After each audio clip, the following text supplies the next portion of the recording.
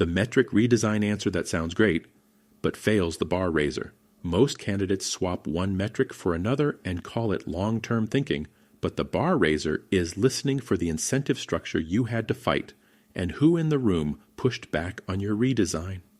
The question is, tell me about a time you designed a metric or measurement approach that prioritized long-term user value over a short-term engagement signal. This question tests Meta's core value of focus on long-term impact, which at Meta means actively resisting measurement choices that optimize for what is easy to move rather than what is genuinely good for users over time. The real probe underneath the question is whether you understood why the short-term signal was actively misleading, not just that a different metric existed. Here is how most Meta DS candidates answer this question about metric redesign. On a content recommendations team, I noticed we were optimizing primarily for click-through rate, but I felt that wasn't capturing real user satisfaction. I proposed we also track a 7-day retention metric alongside CTR, arguing that users who clicked but never returned weren't actually getting value. The PM agreed. We added the retention signal to our dashboard, and over the next quarter, we saw that some high CTR content actually correlated with lower retention. The team started factoring that in when evaluating recommendation changes. No articulation of why CTR was actively gaming or distorting user behavior. Zero mention of organizational resistance or who disagreed with the change. Retention added as a dashboard signal, not embedded as the decision-driving metric. Outcome is observational. Candidate describes correlation, no action, or trade-off taken. Here is what I am writing in the debrief right now. Item 1. Candidate identifies a better metric, but never diagnoses why CTR was harmful to users. Item 2. No evidence of pushing back against an incentive structure or organizational pressure. Item 3. Retention metric added as a supplementary signal, not as a replacement decision criterion. Item 4. No demonstrated trade-off. Candidate describes correlation, not a decision changed by the redesign. Verdict: does not demonstrate focus on long-term impact.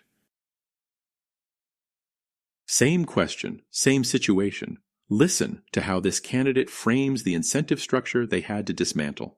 Our content ranking team was optimizing on same session CTR, but I could show in cohort data that the highest CTR content formats, short provocative headlines, were producing users with 30% lower 90-day retention than average. The mechanism was clear. We were rewarding content that generated regret clicks. I proposed replacing CTR as the primary ranking signal with a composite that weighted a post-interaction satisfaction proxy, derived from session depth and return visit rate within 48 hours. The PM resisted because CTR was the metric tied to the team's OKR. I brought the cohort analysis to the DS lead and the HM, demonstrated the retention decay curve directly, and got the OKR changed before the next half. Ranking improvements were then evaluated on the composite. CTR dropped 6%, and 90-day retention improved 11%. Diagnoses the mechanism. CTR rewarded regret clicks, not user value. Names the organizational blocker, OKR tied to CTR, and how candidate resolved it. Metric redesign embedded in decision criteria, not just a dashboard addition. Quantified outcome on both the short-term and long-term signal. Trade-off is explicit. Notice what changed. The candidate named the mechanism, named the person who disagreed, and showed the metric actually drove a decision. Item 1. Candidate diagnosed why CTR was actively distorting behavior, not just suboptimal. Item 2. Named and navigated organizational resistance, OKR dependency, with analytical evidence. Item 3.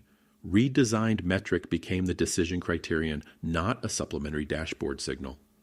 Item 4. Quantified trade-off. 6% CTR drop accepted in exchange for 11% retention gain.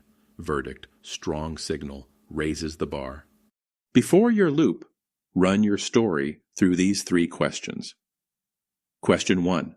Can you explain the mechanism by which the short-term signal was harming users? If not, you have described a metric swap, not a measurement insight. Question 2. Who in the room had a reason to defend the old metric, and what did you do?